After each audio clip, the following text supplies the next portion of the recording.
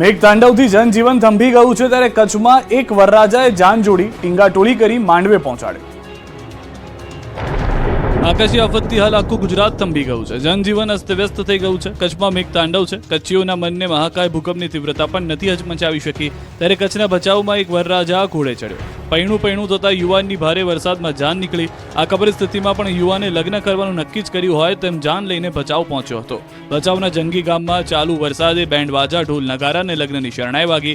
વરરાજા જાન લઈને તો નીકળ્યા પણ મેઘરાજાએ પોતાનો પરચો બતાવ્યો, પણ જાનૈયાઓ તો તેમાંથી પણ આગળ નીકળ્યા અને વરરાજાને વરસાદથી બચાવવા માટે જાનૈયાઓએ તેડી લીધા। લગ્ન ટાણે તો આમ પણ વરરાજા ઉપડે નહીં એમ કહેવાય છે, પણ અહીંયા તો ખરેખર કુદરતે કરેલી કમાલના પગલે જાનૈયાઓએ વરરાજાને ઉપાડીને માંડવે લઈ જવા પડ્યો હતો। એટલું જ નહીં, વરરાજા પર તાડપત્રી પણ લગાવી દીધી। ઉપર ફૂલના બદલે કરેલી તાડપત્રીની છાપ આપ જુઓ। આ જ સ્થિતિમાં વરરાજાને માંડવા સુધી લઈ જવામાં આવ્યા। વરસાદી કહેરમાં પણ લગ્ન યોજાયા। ટીંગાટોળી થયેલા વરરાજાના ચહેરાના ભાવ જોઈને લાગે છે કે એ પણ બિચારો બરાબર મૂંઝાયો છે કે મારે આમાં હસવું કે રડવું। આપત્તિમાં પણ મક્કમ રહેવામાં માનનારા ગુજરાતીએ મેઘતાંડવમાં પણ જિંદગી જીવી જાણી। આ દ્રશ્યો જ તેનો જીવતો જાગતો પુરાવો છે। દ્વારકાના જામરાવલમાં જળ વિસ્ફોટ, ગામ ડૂબ્યું, આર્મીએ સંભાળ્યો મોરચો। છેલ્લા 3 દિવસથી વરસી રહેલા વરસાદના લીધે રાવલમાં વર્તુ 2 ડેમના દરવાજા ખોલવામાં આવતા પાણી ચારે તરફ ફરી વળતા જામરાવલ જળમગ્ન થયું। જામરાવલ બસ સ્ટેન્ડ વિસ્તાર, કૃષ્ણ ટોકીઝ હોય કે અન્ય કોઈ પણ વિસ્તાર, જ્યાં જ્યાં નજર કરો ત્યાં માત્ર ને માત્ર પાણી જ પાણી દેખાઈ રહ્યું છે। જામરાવલ આખું જળથી જામ થઈ જતા હાલ બેહાલ થઈ ગયા છે। અહીં પાણી એવી તારાજી સર્જી છે કે લોકોએ પોતાની નજર સામે સાક્ષાત જળ પ્રલય જોયો। લોકોની નજર સામે બધું જ તણાઈ ગયું। લોકોના ઘરમાં પણ પાણી એન્ટ્રી મારતા બધું જ પાણીમાં ડૂબી ગયું। અનેક ઘરોમાં પાણી ઘૂસી જતા લોકોને હાલાકીનો સામનો કરવો પડ્યો। ગામના લોકો 3 દિવસથી ખાધા પીધા વગર જળ વચ્ચે જિંદગીનો જંગ લડી રહ્યા છે। ગામમાં જળ કર્ફ્યુથી જનજીવન અસ્તવ્યસ્ત થયું। પૂરના પ્રકોપના કારણે ગામમાં 3 દિવસથી અંધારું છે।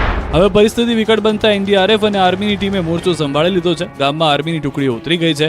ગામમાં આર્મીના જવાનોએ લોકોને ફૂડ પેકેટ પહોંચાડવાનું શરૂ કર્યું છે, તો પૂરમાં ફસાયેલા લોકોને માનવ સાંકળ રચીને બચાવવામાં આવ્યા। ગામમાં હોડીઓ મૂકી બચાવી લોકોને સલામત સ્થળે ખસેડાયા। જામરાવલ ગામમાં આવવા જવા માટે આર્મી પ્લાટૂન ગોઠવાયું। કનેક્ટિવિટી માટે દોરી બાંધવામાં આવી છે, જે કારણે 3 દિવસે લોકો જીવન જરૂરિયાતની વસ્તુઓ લેવા માટે બહાર નીકળી રહ્યા છે। તો દ્વારકાના ભાણવડમાં ખાબકેલા ધોધમાર વરસાદથી ફલ્ગુ નદીમાં આવ્યું છે ઘોડાપુર। ભાણવડ શહેરની મધ્યમાં આવેલી ફલ્ગુ નદી ભયજનક સપાટી વટાવી ચૂકી છે। ફલ્ગુ નદી ભયજનક સપાટીની હોવાથી નીચાણવાળા વિસ્તારોને પણ એલર્ટ કરી દેવામાં આવ્યા છે। ગેડ પંથક સતત બીજા દિવસે પણ ડૂબ્યું। માધવપુર દરિયા નજીક શિવલિંગ ડૂબી ગયું। જૂનાગઢ અને પોરબંદરના ઘેડ પંથકના લોકોની પાણીએ કેડ ભાંગી નાખી। સતત બીજા દિવસે આકાશમાંથી કહેર વરસતા ઘેડના હાલ બેહાલ થઈ ગયા છે। ગામડાઓથી લઈને ખેતરો બધું જ પાણીમાં સમાઈ ગયું છે। જુઓ કેશોદ તાલુકાના મરડા ગામના દ્રશ્યો। હજુ સુધી જ્યાં તંત્ર નથી પહોંચી શક્યું ત્યાં પહોંચી છે ન્યૂઝ 18 ગુજરાતીની ટીમ, જે તપાસ કરતા જોવા મળ્યા સૌરાષ્ટ્રના કેશોદ અને માણાવદર તાલુકાના અનેક ગામ સંપર્ક વિહોણા। એક ગામથી અન્ય ગામ જવા તરફના રસ્તાઓ પર પાણી ભરાયેલા જોવા મળ્યા। 1000 હેક્ટરમાં પાણી ફરી વળતા મોટું નુકસાન જોવા મળ્યું। વરસાદ બંધ થવા છતાં 2 થી 3 દિવસ થયા, પરંતુ ખેતરોમાંથી નથી ઓસર્યા પાણી। આવી જ હાલત છે માંગરોળ, કેશોદ અને માણાવદર ઘેડ વિસ્તારના। માંગરોળના ઘેડ પંથકમાં ઓજત નદીના પાણી ફરી વળતા મોટાભાગના ગામના રસ્તાઓ બંધ છે। લોકો જીવના જોખમે પાણી વચ્ચેથી પસાર થઈને મુસાફરી કરી રહ્યા છે। જીવન જરૂરિયાતની વસ્તુઓ માટે જોખમ ખેડીને નીકળી રહ્યા છે બહાર।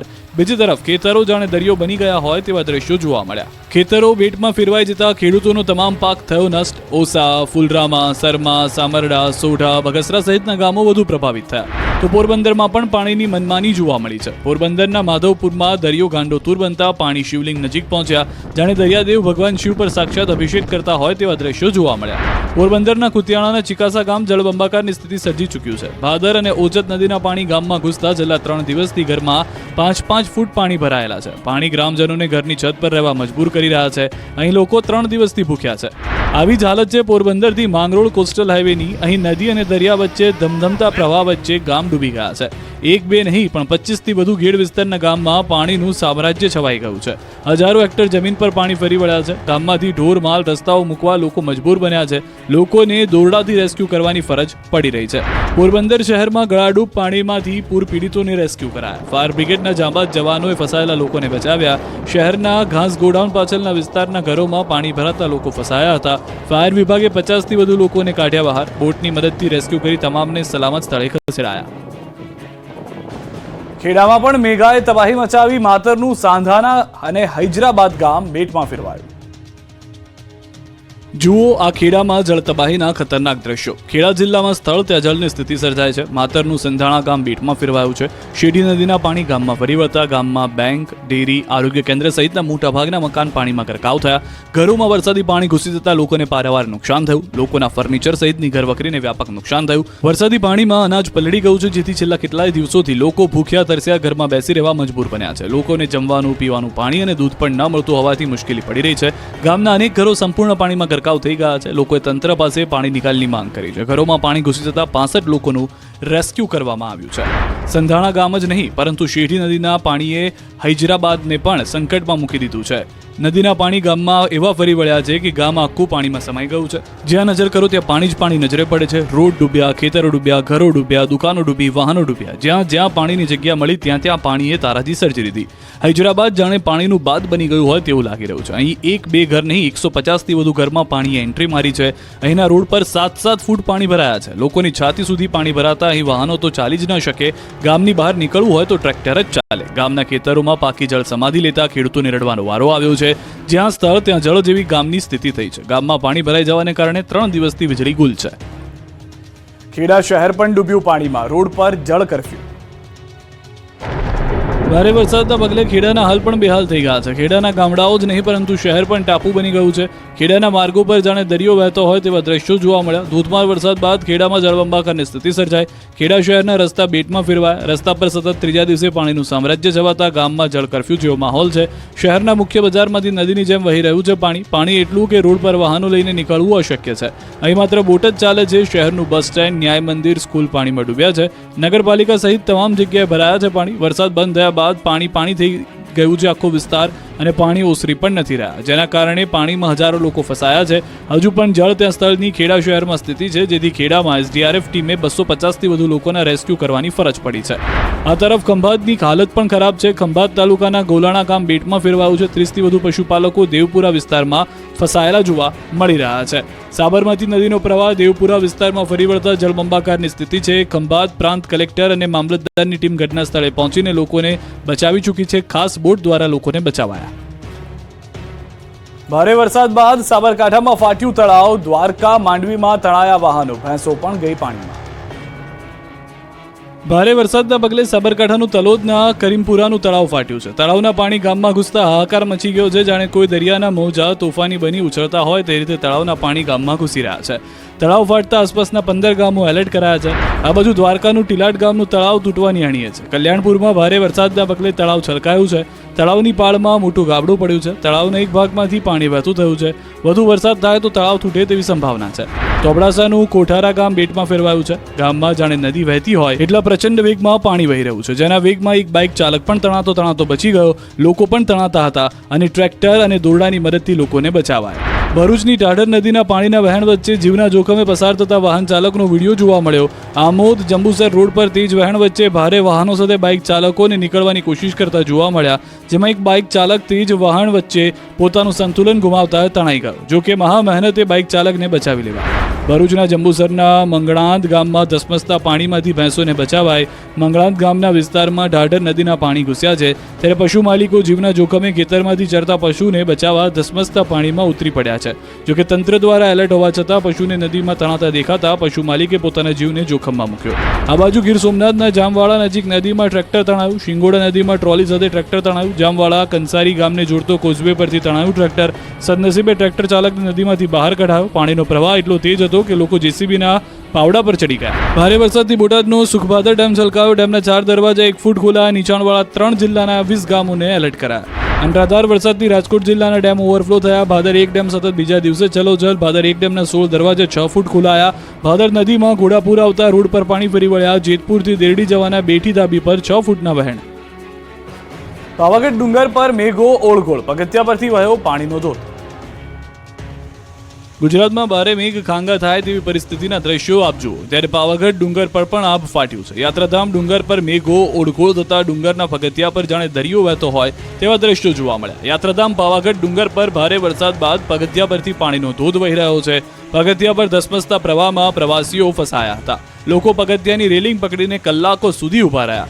દરિયાના મોજાની જેમ વહેતા પ્રવાહના દ્રશ્યો ભયાનક લાગી રહ્યા છે. નદીમાં જાણે પૂર આવ્યું હોય અને પાણી વહેતા થયા હોય એવા નયનરમ્ય દ્રશ્યો પહેલા જોવા મળ્યા, પરંતુ ત્યારબાદ કહેર જેવું થઈ ગયું. ભારે વરસાદના પગલે ડુંગર પર પ્રકૃતિ સોળે કળાએ ખીલી ઉઠી છે. જોકે ભક્તોની માતાજી સાથેની અતૂટ શ્રદ્ધા આ પાણીના વહેણમાં થઈ માતાજીના દ્વારે પહોંચાડી રહી છે. ભક્તો માતાજીના દર્શન કરી ધન્યતા અનુભવી રહ્યા છે.